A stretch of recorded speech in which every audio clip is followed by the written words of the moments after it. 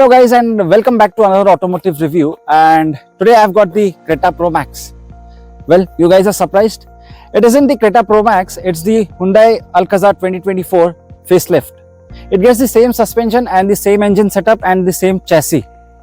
So before I begin the review, I request you all to please subscribe our channel AUTOPEDIA360 and comment below what do you think of the new Alcazar 2024 Facelift. This is the key of the car. It gets a lock, unlock and the button to open the tailgate and to start stop the car. It also gets a digital key which you can share with 3 people. But it's time Hyundai makes a better looking key. And if you now look at this design, the front design, it's way better than the previous generation Alcazar. It now gets this beautiful LED DRLs with the dynamic swipe indicators and this light bar and this Hyundai logo. Just below the logo is the front view camera here, and at the bottom is the panel for the radar. It gets level 2 ADAS. Here you get the front parking sensors. It has 4 front parking sensors, and this is the headlamp unit, although the fog lamp setup has been removed.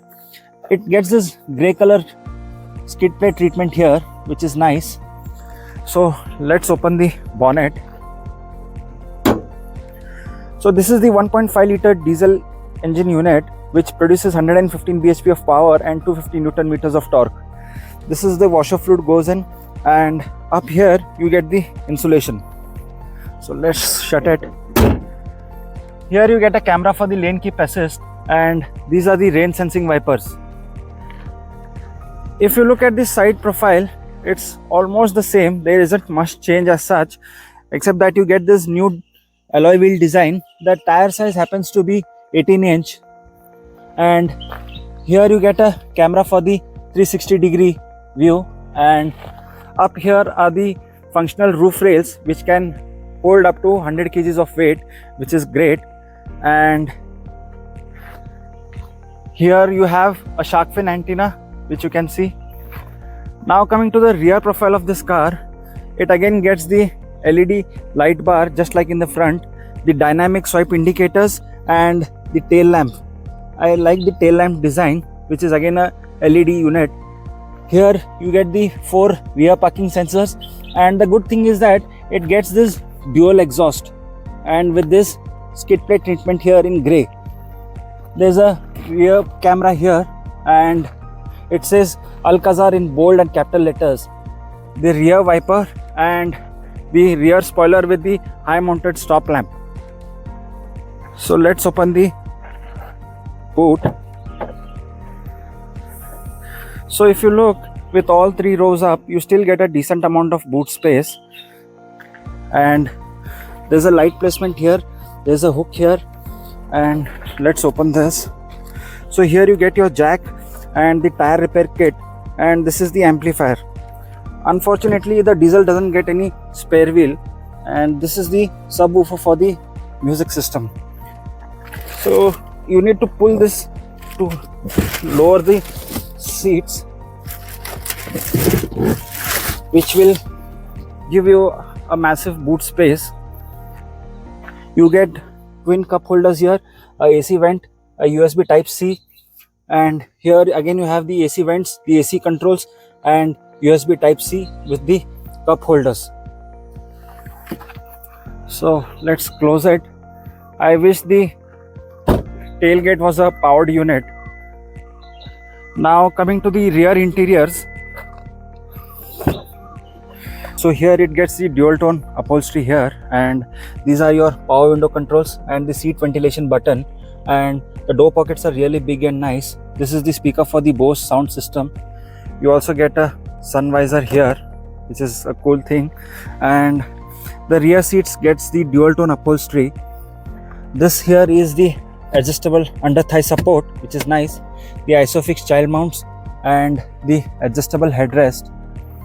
You also get a tray here with the cup holder, which is nice, and here you get the dual AC, and you get a twin type C USB port and some storage space here. So this is the lever to get into the 3rd row. You just need to pull this seat little ahead, and this is the place to access. So if you look at the 3rd row, which is good only for the kids, I would say, as there is hardly any knee room left for the adult passenger. So let's push this back and yeah, so let's get inside. So if you look, I am 6 feet tall and you have a decent amount of knee room here, and the under thigh support is also good, and here you get the adjustable seat belts, you get a grab handle here and a light placement here. So overall the fit and finish at the rear is good. So now let's check out the front interiors. Here you get the ORVM controls, the power window controls, all of which are illuminated, and the good thing is that it now gets the memory function. So if you look at the front two seats, both the seats are 8-way electrically power adjustable, and the seats are really nice and comfortable. It gets, both the front seats are ventilated. Here is the start stop button, the traction control off button, the parking sensor and the headlamp leveler, and this is the magnetic pad here. So if you look at the overall dash, it's almost the same as the Hyundai Creta. So let's get inside, and this is the speaker for the Bose sound system. The Hyundai Alcazar gets a flat bottom steering, and at the right are your controls to browse this 10.25-inch screen, and here at the left are your voice command controls and the audio controls. The steering gets tilt as well as telescopic adjustment, which is nice, and just behind are the paddle shifters here. At the left you have your wiper controls, and at the right are your headlamp controls, and just behind the steering you get this twin 10.25-inch digital instrument cluster, which is same as in the Hyundai Tucson and the Hyundai Creta. So this digital screen here has your basic information like speedometer and the tachometer. It also has your information like tire pressure monitor, the cruise control and the auto stop, the compass. So now coming to this 10.25-inch infotainment screen here, it has your usual Hyundai bits, and the user interface is almost the same as all other Hyundai cars. It gets your map, navigation, phone, projection. It also gets the Geo Savan and the valet mode. So here you have the Hyundai's Blue Link connected car tech. So let's go in the settings, and in the vehicle settings, so these are all the ADAS controls here. It gets the level 2 ADAS, which is nice, and you have the cluster, climate, seat, light, the digital key. It has the NFC also, and now let's go through the media and see what the quality of the sound system is. So let me play something. Okay, let's increase the volume.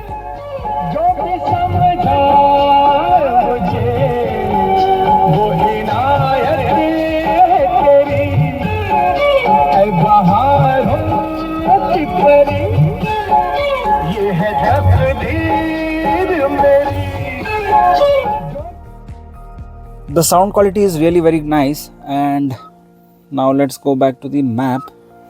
So this is the map here. The touchscreen, there are no lag as such, and the details are also very crisp and clear, which you can see here. And let's go back. Also, this is the display for the reverse parking camera here, which I can show you. So let me start. Yeah, and so this is the reverse camera here. It has the 360-degree camera view here. The touch is very nice, there is no lag as such, and it gets the various modes. This is the rear mode, this is the top view, and this is the side view, and this is the rear view. So the quality of the camera is nice. Okay, so just below the infotainment screen are the AC vents here, and just below the AC vents are the touch controls for the media and the hazard warning lamp button, and here are the dual zone climate control, and it also gets the touch controls for the AC.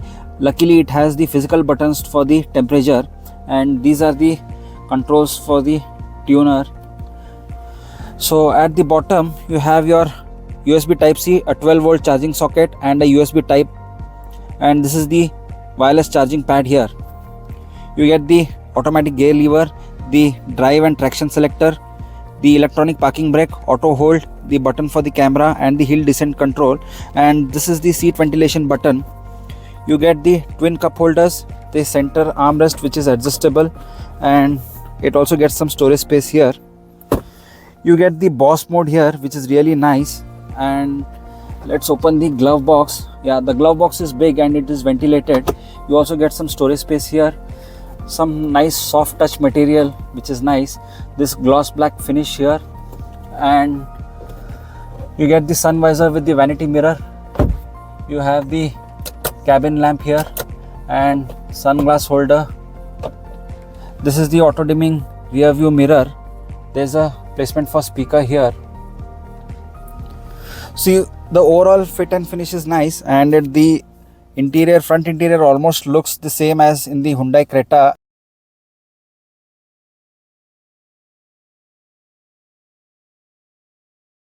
The Hyundai Alcazar comes in petrol engine and diesel engine option. The petrol is a 1.5 liter turbo petrol engine which produces 160 bhp of power and 253 Newton meters of torque. The one that I am driving is the diesel which produces 115 bhp of power and 250 Newton meters of torque. The diesel also misses out on certain features like the panoramic sunroof, which is available only in petrol.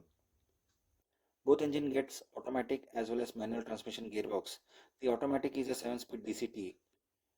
The prices for the petrol base variant starts from 14.99 lakhs for the base variant and goes up to 21.40 lakhs for the top end petrol.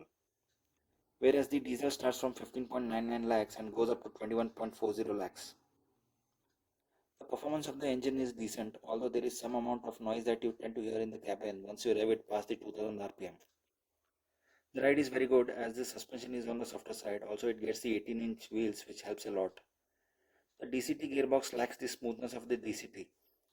Pedal shifters are responsive and give a good driving engagement experience. The Hyundai has modernized the car. It gets improved interior layout, added tech, and now the car can be driven effortlessly in the city. Also, the level 2 ADAS is absolutely spot on and it doesn't misguide you, which is a very good thing. So do let us know in the comment section of what do you think of the all new 2024 Hyundai Alcazar.